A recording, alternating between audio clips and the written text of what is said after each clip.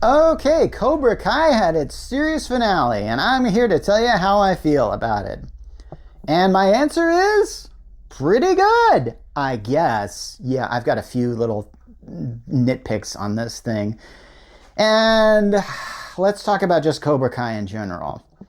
This was a series that it just shouldn't exist, but it does. And can't help but wonder if it was inspired by this one episode of How I Met Your Mother where the character Barney actually thought that William Zabka's character of Johnny was actually the hero of this film. And I kind of like the idea of at least telling the story from Johnny's perspective. Now here's the thing. Whenever you do a story and you have a hero and a villain and then you switch it around and you try and tell it from the villain's perspective, things get kind of hackneyed. You really start having a bit more sympathy for this character than I don't know if you really should, but I do like the fact that Cobra Kai at the time was one of the only shows that really had a character with right-wing values be the protagonist. And Johnny is kind of that. But here's the thing. Johnny has some serious growth over the 6 seasons. Now, this is one of those shows that I kind of feel like I don't know if they really had an end plan as far as where this went. I get the feeling like this is one of those shows, okay, let's do a show with where Johnny restarts Cobra Kai. And I like the idea that they show Danny LaRusso essentially being an ordinary guy. I mean, there's that one scene where it's like, hey, you want me to wax the cars any particular way? And he just goes, nah. You know, as if showing like he's almost forgotten about the ways that Mr. Miyagi used to teach him. But the show is also Danny's show, and he's able to sort of bring back those old karate lessons that Miyagi first taught him. So that's basically Cobra Kai in a nutshell. The idea that, and as the seasons went by, Johnny and Danny would sometimes be against each other, but then eventually they would go together because they would meet bigger enemies. For example, Kreese, Johnny's old sensei, showed up and wanted to start Cobra Kai in his image. And of course, his image is always strike first, strike hard, no mercy. I actually believe that's the mantra of Cobra Kai. Weird, I remembered that. But, and as they went, they would have, unfortunately, the real victims of this were their students, who were essentially like children's crusades that would fight against each other sometime.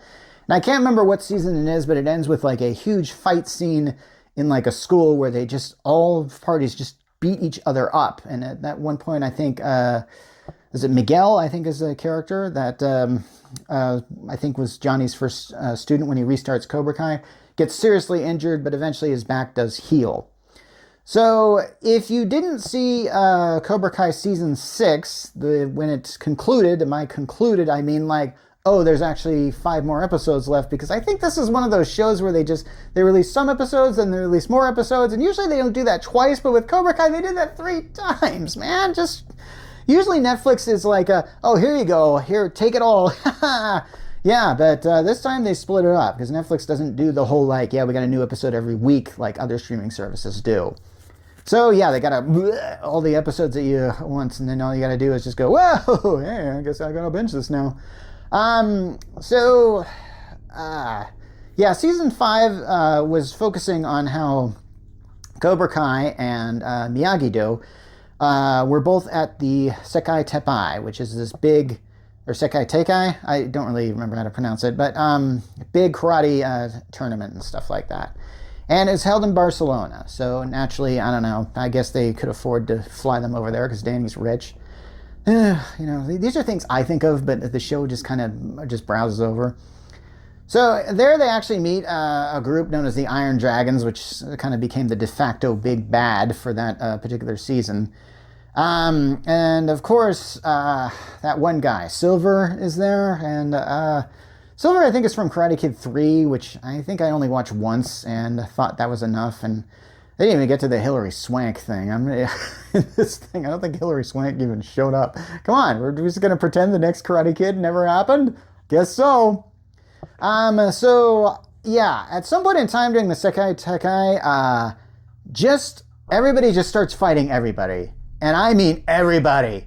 And then at one point in time, Kreese's knife ends up in the hand of some guy, and he gets stabbed. And so someone actually dies at the Sekai Tekai. So they sort of cancel it.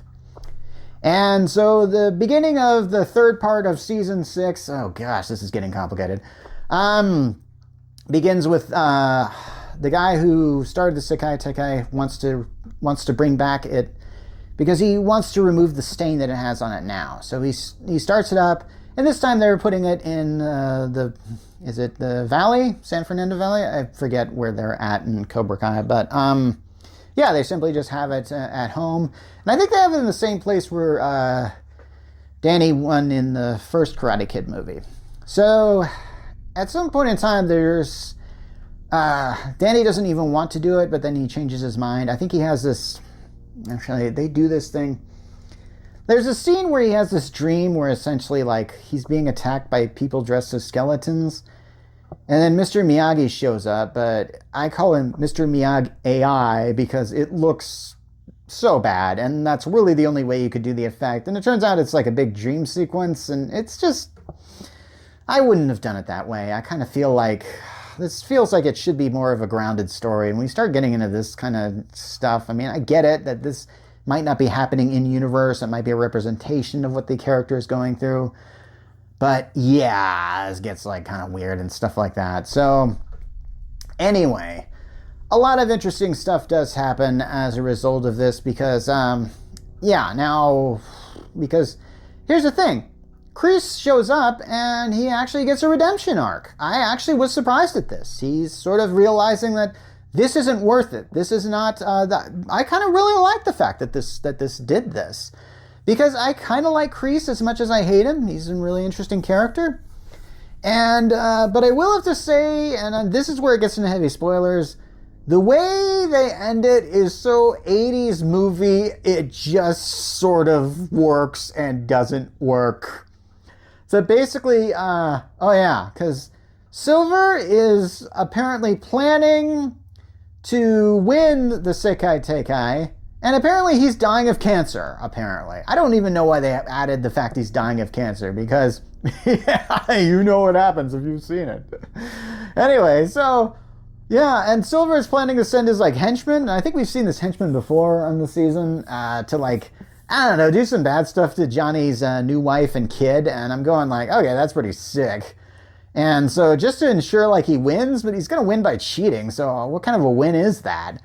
And so, yeah, Kreese shows up on the ship, and they have a fight, and this fuel spills on the deck of this boat, and then Kreese has a cigar, and he just flicks it, and then the boat blows up. And I'm going like, oh my gosh, what am I watching? I'm just like going like, yeah, that kind of happens. So, I don't know. I kind of felt like, well, I guess that's it for Kreese and Silver. And I actually believe that there was an alternate ending done where they actually showed like like Kreese had lived or something like that, and he's looking at the magazine article in Sports Illustrated about the Sekai Tekai, and I'm going like, yeah, I don't know. And speaking of fame, or at least I kind of like the ending of Ronnie and, oh gosh, what is her name? Tori. They both get sponsorships, and so they kind of end up being, that's a happy ending for them. There's a lot of people that got happy endings. This is what you're supposed to do when you do this. Now, what I thought was going to happen, because I've heard that there is going to be a film coming out called Karate Kid Legends, and they're actually going to bring in Jackie Chan, which means that that whole Jackie Chan movie, The Karate Kid, and the Danny LaRusso Karate Kid are actually taking place in the same universe. I have no problem with that. I think that's a good idea. But here's the thing. I hated that Jackie Chan Karate Kid movie because he doesn't even teach him karate. He teaches him kung fu.